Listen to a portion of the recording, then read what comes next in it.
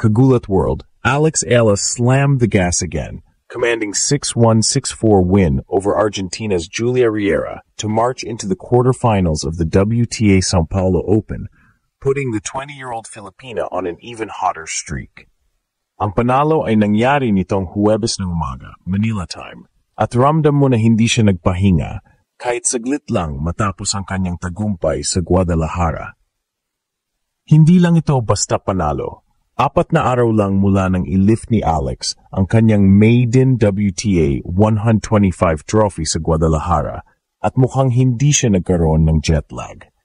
Ang momentum mula sa Guadalajara win ay malinaw, mabilis na pag-atake, matalas na forehand, at aggressive court positioning ang nagpatumba kay Riera. Ang Guadalajara title nga ay opisyal na naitala sa WTA records. Patunay na seryoso ang form ni Ila ngayon. Women's Tennis Association. Sa unang set, umusad siya ng napakabilis. 4-0 lead at halos win agad ang set sa loob ng 33 minuto. Nagpapakinang pulido at walang takot na tennis. Kahit nagpakita ng tibay ang Argentine sa second set, kumarga siya ng 2-1 lead sandali. Hindi umabot ng malalim ang banta. Sinelyuhan ni Ala ang laro at win na agad. Ang estilo niya na ngayong week, sharp serving, quick court reads, at confident finishing. Ang dahilan kung bakit mabilis ang pag-closure ng mga laro. Spinch. Ito na ang continuation ng kanyang streak. Tumataas ang bilang ng sunod-sunod na panalo ni Ala, isang malinaw na indicator na nasa form siya para sa malalaking bagay.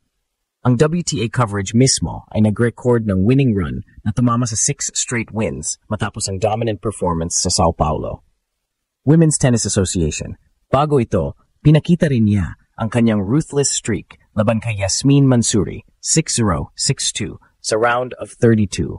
Isang match na nagpakita ng kanyang capacity to dominate mula simula hanggang dulo at nagpatagal lamang ng mga 70 minuto. GMA Network ngayon, ang susunod na hadlang, Indonesia's Janice Jen, kasalukuyang nasa world number 130, isang matchup na madaling basahin pero hindi dapat maliitin. Jen ay isang rising player na may momentum din, kaya expect fireworks sa quarterfinal.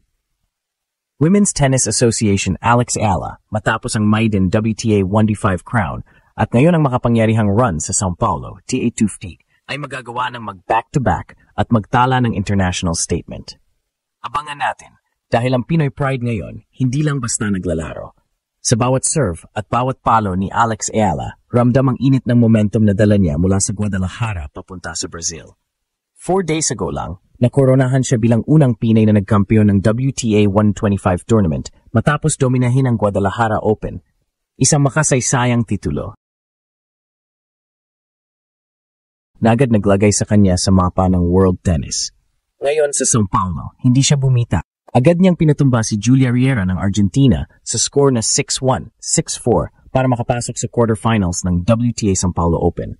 Kung babalikan, may history na sina Ala at Riera. Hati sila sa unang dalawang pagkikita, isang panalo para kay Alex, isang panalo para sa Argentine.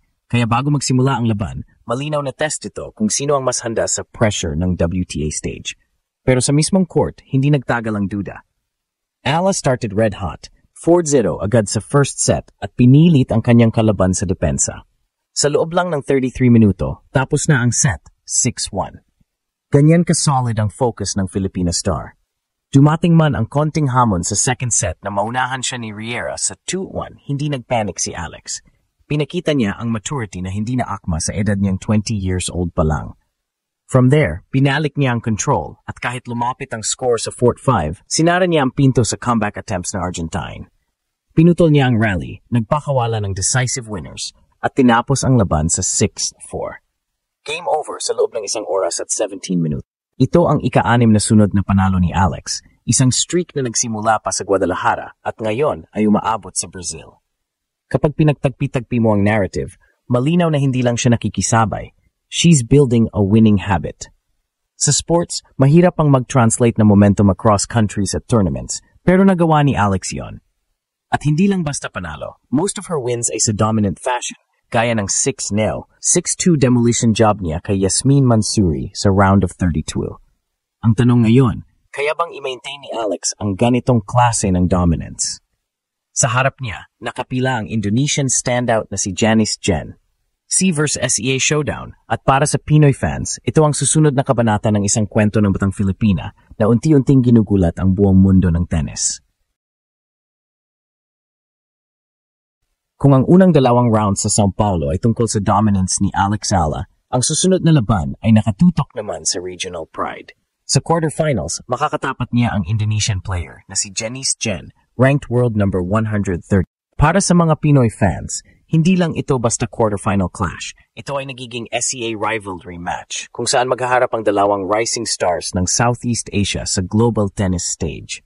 Si Jen ay hindi basta-bastang kalaban. Kilala siya bilang isang hard worker na nagmula rin sa mahaba at mahirap na ruta ng collegiate tennis bago tuluyang pumasok sa pro circuit.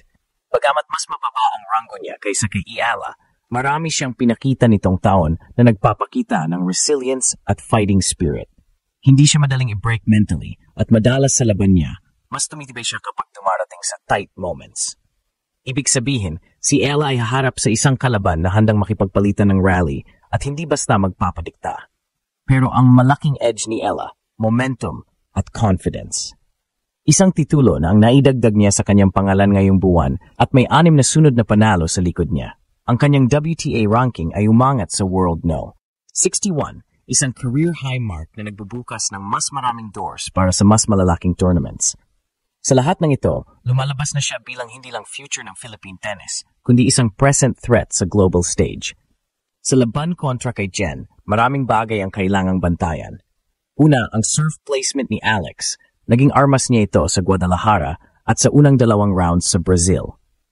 Kapag consistent ang kanyang first serve percentage, mas madali niyang may execute ang aggressive baseline play na gusto niya. Pangalawa, ang kanyang composure kapag pinipilit ng kalaban na mag-extend ng rally. Ito ang posibleng gamitin ni Jen, gawing long points ang laban para i-test ang stamina ni Alex. At pangatlo, ang crowd factor. Nasa Brazil sila at madalas unpredictable ang suporta ng crowd sa ganitong mga mid-tier tournaments. Kung titingnan sa mas malawak na lente, ang laban na ito ay nagdadala ng SEA flavor sa WTA Tour, isang bagay na bihirang mangyari. Historically, ilan lang ang Southeast Asian players na nagkaroon ng spotlight sa women's tennis. Ngayon, may pagkataon si Ala na ipakita na hindi lang siya exception, kundi isa siyang pioneer na nagbubukas ng pinto para sa rehiyon. Kapag natalo niya si Jen, lalong titibay ang narrative na siya ang face of Southeast Asian tennis sa kasalukuyan. Kaya bang gawing stepping stone ni Ala ang SEA Showdown na ito tungo sa kanyang second straight WTA title run? At kung sakali, magiging mas malaking simbolo ba ito ng pag-angat ng Southeast Asia sa women's tennis scene?